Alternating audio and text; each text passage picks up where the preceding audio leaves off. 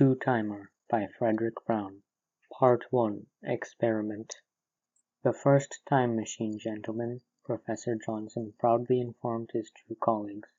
True, it is a small-scale experimental model.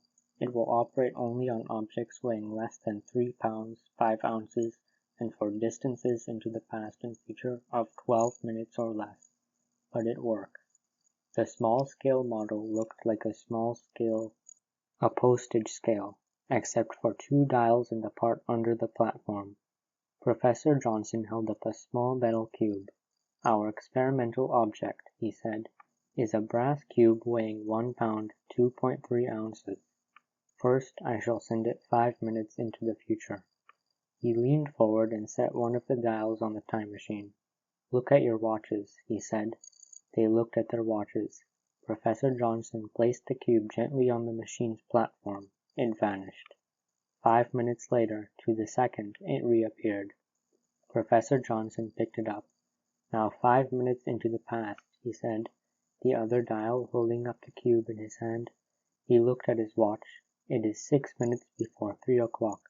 I shall now activate the mechanism.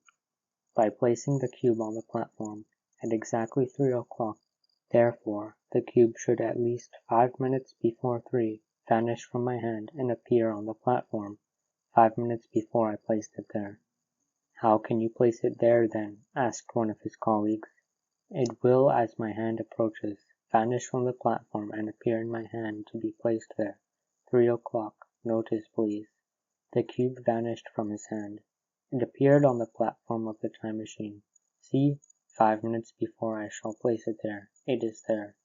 His other colleague frowned at the cube. But, he said, what if now that it has already appeared 5 minutes before you placed it there, you should change your mind about doing so and not place it there at 3 o'clock? Wouldn't there be a paradox of some sort involved? An interesting idea, Professor Johnson said. I had not thought of it, and it will be very interesting to try. Very well, I shall not. There was no paradox at all. The cube remained, but the entire rest of the universe, professors and all, vanished. Part 2 Century He was wet and muddy and hungry and cold. He was 50,000 light years from home.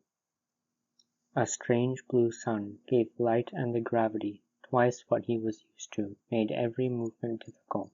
But in tens of thousands of years, his part of war hadn't changed. The flyboys were fine with their sleek spaceships and their fancy weapons. When the chips are down, though, it was still the foot soldier, the infantry, that had to take the ground and hold it. Foot by bloody foot, like his damned planet of a star he'd never heard of until they'd landed him there. And now it was sacred ground because the aliens were there too. The aliens, the only other intelligent race in the galaxy. Cruel, hideous, and repulsive monsters.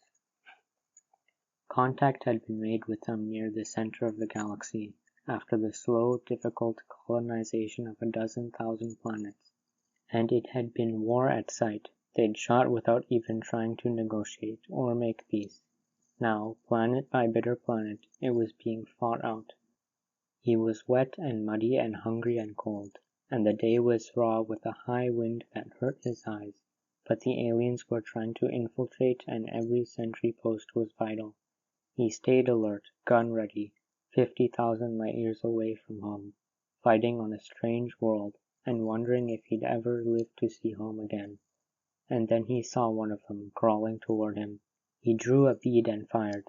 The alien made that strange, horrible sound they all make, then lay still. He shuddered at the sound and sight of the alien lying there. One ought to be able to get used to them after a while, but he'd never been able to.